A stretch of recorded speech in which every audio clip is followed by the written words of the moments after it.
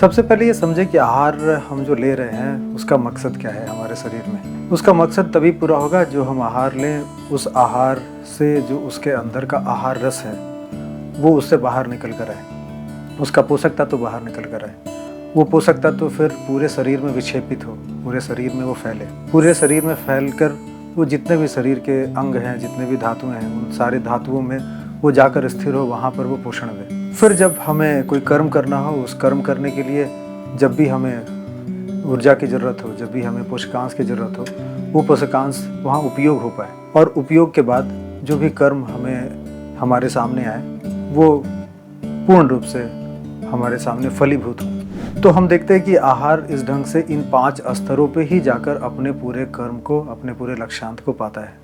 और वही 5 जो स्तर हैं, वही 5 ये हम स्तर जो पहले कहा है वही है। तो अन्न वर्ग में जो पहले 5 हुए उसमें पहला शुक्र धान्य, वो आहार रस यानी कि आहार से पोषक तत्व की उत्पत्ति करने वाला होता है। फिर ज़रूरत है कि वो जो पोषक तत्व उत्पन्न हो गया वो पोषक तत्व पूरे शरीर में विक्षेपित हो। वो विक्षेपण करने के लिए अगला जो स्तर है वो रस का स्तर है और वहाँ पर जो हमारा वर्ग आता है अन्नपान का वो है शमी धान्य।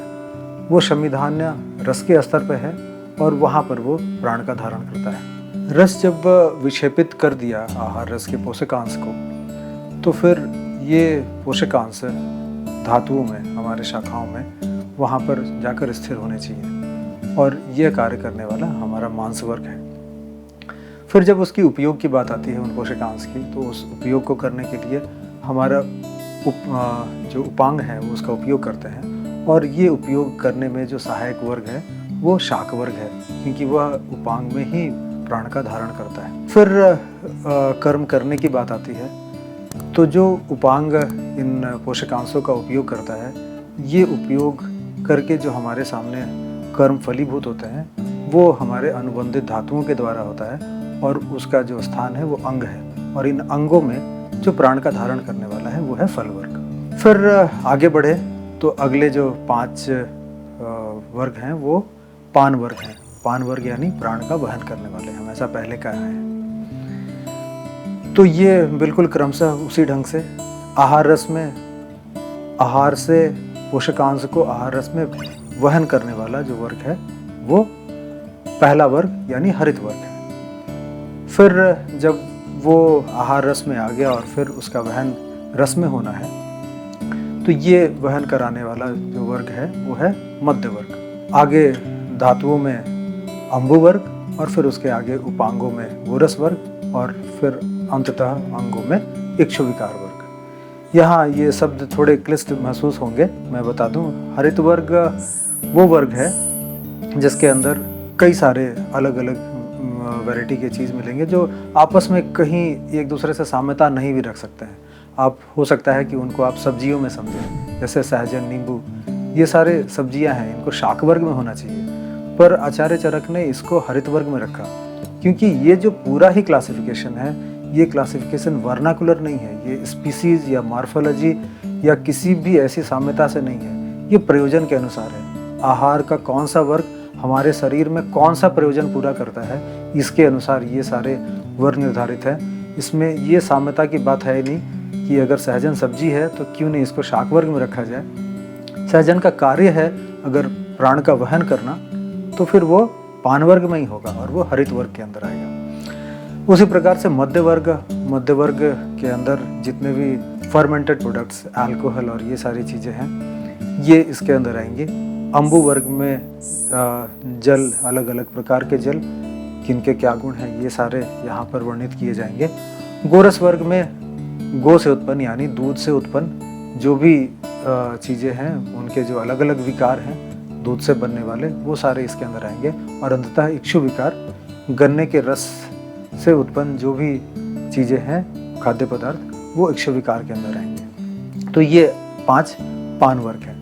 आखिरी के 2 वर्ग कृतान वर्ग और आहार उपयोगी वर्ग। ये वर्ग की अपनी विशेष महत्ता है। जैसा मैंने पहले बताया कि ये क्यूलिनरी प्रोसेसेस हैं। किचन में हम अन्न और पान को किस प्रकार से संयोजित करते हैं, ये संयोजन का जो विज्ञान है वो कृतान्न वर्ग बताता है। और जो भी हम आहार लेते हैं उसको सुपाच्य कैसे बनाया जाए उनके पोषक तत्व को महत्तम मात्रा में कैसे शरीर को पहुंचाया जाए, इसके लिए जो भी प्रक्रियाएं हम अपने किचन में करते हैं वो आहार उपयोगी वर्ग के अंतर्गत वर्णित है। अब हम एक एक करके ये जो अन्न पान के 12 वर्ग हैं इनके बारे में समझेंगे। मैं पहले ये बता दूं कि ये जो 12 वर्ग हैं ये इतने सूक्ष्मता से बने हुए हैं, और अगर हम इसके विज्ञान को समझ के अपने आहार का हिस्सा बनाएं, इसके पीछे की जो वैज्ञानिकता है, जो विद्वत्व है, उसको अगर हम समझ के और फिर निर्णय लें कि हमें क्या खाना है और क्या नहीं, तो हम उस आहार के प्रॉपर जो उसका फंक्शन है, जो उसका प्रयोजन है हमारे शरीर में, वो भी पूरा करेंगे, अपनी स्वस्थता को मेंटेन करके रखेंगे और बीमारी से भी हम बच सकेंगे। और यही प्रयोजन है पूरे अन्नपान विधि का। तो आइए हम शुरू करते हैं। पहला वर्ग है अन्न के अंतर्गत आने वाला शुक धान्य वर्ग। शुक का मतलब है जो धान के ऊपर जो उसका तूष होता है उसको हम शुक कहते हैं। तो ऐसे शुक वाले जितने भी अन्न हैं वो इसके अंदर आते हैं। पर इसका मतलब ये ना समझे कि ये कोई मॉर्फोलॉजिकल क्लासिफिकेशन है। ये क्लासिफिकेशन इसलिए है क्योंकि इसका एक खास प्रयोजन है। ये वर्ग कोष्ठ के अंदर पोषक तत्व की उत्पत्ति करने वाला है। जो हम भी आहार लेते हैं उस आहार में पोषक तत्व की उत्पत्ति शुक धान्य वर्ग का ही कार्य है।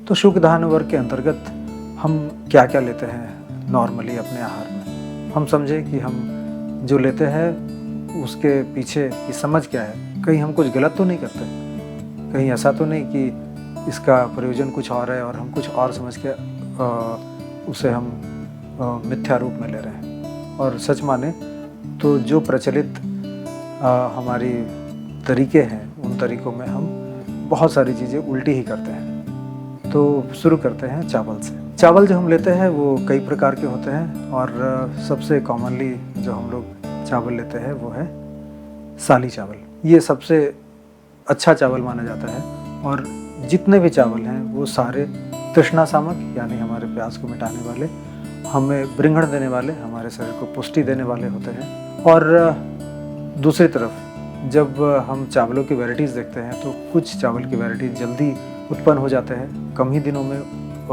इसकी उपज आ जाती है और कुछ देर से, और इसके अनुसार इसके अंदर की लघुता और गुरुता भिन्न होती है। तो जो चावल जैसे व्रीहि धान्य देर में उगता है, देर से उपजता है, वो थोड़े पित्तकारक और गुरु होते हैं। पर जो जल्दी उत्पन्न होने वाले चावल हैं वो उसके बनिस्बत थोड़े हल्के होते हैं। तो अगर हमें अपना भोजन को लाइट रखना है, हमारी अग्नि ऐसी है कि हम लाइट ही पचा सकते हैं, तो हम वही चावल चूज़ करें जो कम समय में जिसकी उपज होती है।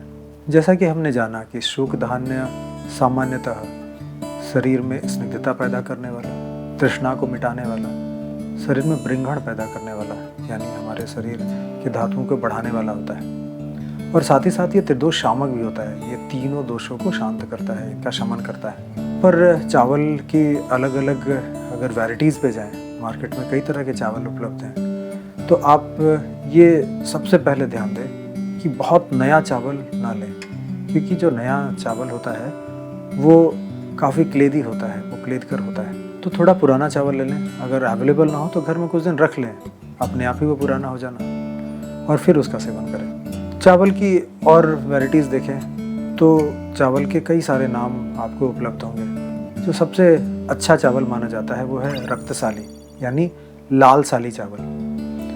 ये साधारणतः आपको बाज़ार में तो नहीं मिलता, पर कई सारे जगहों पर, विशेष जगहों पर आपको उपलब्ध हो सकता है। पर जो भी चावल आपके पास उपलब्ध है उसको पकाने का एक ख़ास तरीका है। हम आजकल ये प्रचलन चल गया, ये फैशन हो गया है कि हम उसको कुकर में पकाएं, पर कुकर में पकाना ठीक नहीं। उसको जो हमारा ट्रेडिशनल वे है उसको ऐसे ही पकाना बिना कुकर के, और फिर बाद में उसके जो मंड है, उसका माड़ है, उसको निकाल कर उसको लेना वो ज़्यादा सही है। चावल की एक वैरायटी होती है जिसको कहते हैं ब्रीही चावल। ये थोड़ी देर में उगता है, इसकी उपज पैदावार देर से होती है। ये थोड़ा पित्तकारक होता है, तो जो ऐसे रोगी जिनको पित्त की तकलीफ़ है वो इसका सेवन ना करें, उनके लिए शाली चावल या दूसरे चावल भी ठीक होंगे। सौगंधिक एक चावल है जिसको हम लोग बासमती कहते हैं सामान्य भाषा में, वो चावल भी लेना ठीक होता है। आजकल बाज़ार में एक फ़ैशन है मिलेट्स का। मिलेट्स का एक बहुत बड़ा मार्केट है। हम पहले जब खेतों में देखते थे तो ये अपने आप ही उग जाया करते थे और किसान इसे उखाड़ कर फेंक दिया करते थे, ये सोचकर कि ये खरपतवार है और इसकी उपज अगर होगी तो हमारे चावल की उपज को कम करेगा। पर आज वो हमारे बाज़ार में चावल से 3 गुने कीमत पे लगभग बिक रहा है। ये अन्न वेस्ट नहीं है, ये अन्न अहितकर नहीं है, ये अच्छा है। किसके लिए अच्छा है? जिसको शरीर में स्निग्धता की कमी करनी है, जिसको रूक्षण करना है, जिसको अपना वजन कम करना है, ऐसे व्यक्तियों के लिए सबसे अच्छा अन्न जो है वो सामा ही है। सामा के साथ साथ कुछ और भी ऐसे अन्न हैं, कोदो, इसको कोदो मिलेट कहते हैं, श्यामा को फॉक्सटेल मिलेट कहते हैं। ये भी इसी प्रकार के गुण वाला होता है और इसको ऐसे व्यक्ति जो थोड़े मोटे हैं और अपना वजन कम करना चाहते हैं उसके लिए लेना उत्तम माना जाता है। अगला जो अन्न जो हम लोग साधारणतः लेते हैं वो है गेहूँ। गेहूँ का आटा बनाकर हम लोग रोटी, रोटला, भाखरा इन रूपों में लेते हैं, पर हमारा जो लेने का तरीका है वो बिल्कुल विपरीत है। हम ये सोचते हैं कि रोटी हमें रात में खानी है और चावल हमें दिन में खाना है, पर मैं बताऊं ये बिल्कुल विपरीत है, हमारे अग्नि के विपरीत है। हमारी अग्नि को आप ये समझे सामान्य भाषा में कि सूरज जितना उगा हुआ है हमारी अग्नि भी उतनी ही बढ़ी हुई है। तो सुबह सूरज उगता है तो हमारी अग्नि ठीक ठीक सी होती है। जब ये दोपहर में बिल्कुल सूरज ऊपर की ओर चढ़ जाता है तो हमारी अग्नि सबसे तेज होती है। शाम को जब ये डूब जाता है सूरज तो हमारी अग्नि उस समय सबसे मंद होती है। तो अगर चावल लघु है, चावल अगुरु है, पचने में हल्का है, और गेहूं गुरु है, पचने में भारी है, तो आप ही बताएं इसे सुबह लें, दोपहर में लें या शाम में? ऑब्वियसली इसे दोपहर में लेना चाहिए। अगर हमें गेहूं की रोटी लेनी है तो इसका सबसे उत्तम समय दोपहर को लेना है। सुबह और शाम चावल या सामा इनमें हमें चूज़ करना चाहिए। जैसा कि मैं पहले बताया कि शुक धान्य वर्ग आहार में से आहार रस की उत्पत्ति करने वाला है। तो हम जो भी ये सारे अनाज लेते हैं, ये अनाज ही एक्चुअली हमारे कोष्ठ में पोषक तत्व की उत्पत्ति करेंगे। आगे के हम जो भी वर्ग देखेंगे उसके कार्य भिन्न होंगे। उनके अंदर के पोषकांश जो हम आधुनिक परिभाषा में समझते हैं, हम उसको वैसे ना समझ के उसके विभिन्न स्थानों के अनुसार प्रयोजन समझेंगे।